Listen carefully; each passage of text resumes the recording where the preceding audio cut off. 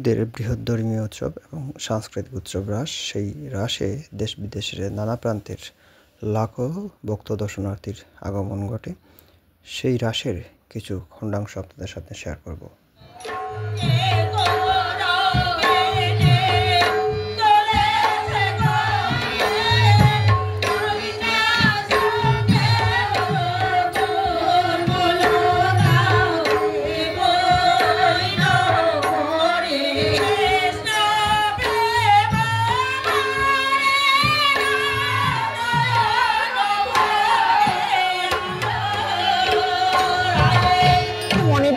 মণিপুরীদের একটা ঐতিহ্যবাহী অনুষ্ঠান রাস পূর্ণিমা। এটা আমরা প্রতি বছরই এটার জন্য অপেক্ষা করি, এটা কবে আসবে। এখানে সবাই এসে মিলিত হয়, অনেক আত্মীয় স্বজন। আর এটা হচ্ছে দুপুরের টাইমে এটা রাখাল নৃত্য হচ্ছে, আর রাতে রাস নৃত্য হবে। এটাই সবচেয়ে মূল আকর্ষণ। আমাদের মণিপুরীদের প্রধান ধর্মীয় উৎসব হচ্ছে রাস। আমরা প্রতিটা বছর এই দিনটার জন্য অপেক্ষা করে থাকি।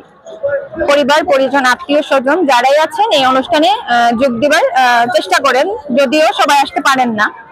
তো আমরা যারা সিলেট থাকি মৌলভীবাজারের বাইরে, বা যারা চাকরি সূত্রে ঢাকায় থাকেন বা অন্যান্য অঞ্চলে থাকেন, তারাও এই অনুষ্ঠানে যোগ দেন। মণিপুরি থেকে শুরু করে মুসলিম, হিন্দু সব ধর্মাবলম্বীদের মানুষও এই অনুষ্ঠানে যোগ দিতে আসেন শুধুমাত্র আনন্দ করার জন্য। আর সকালে শুরু হয় গোষ্ঠলীলা আর রাতে হয় raslila.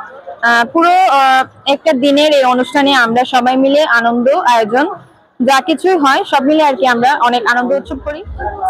Not very beautiful, but busy, crowded. We are not accustomed.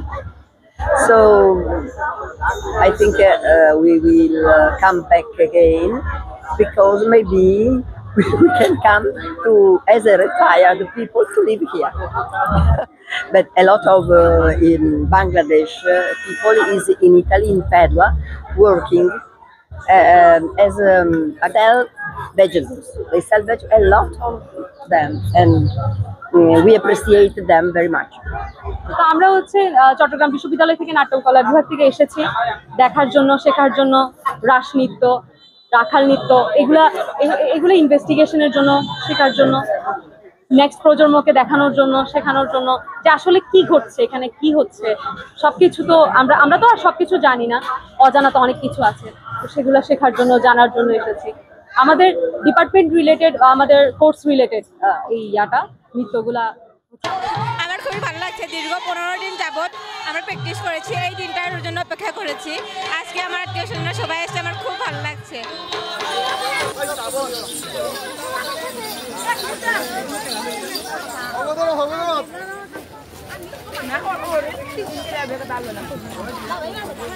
আমি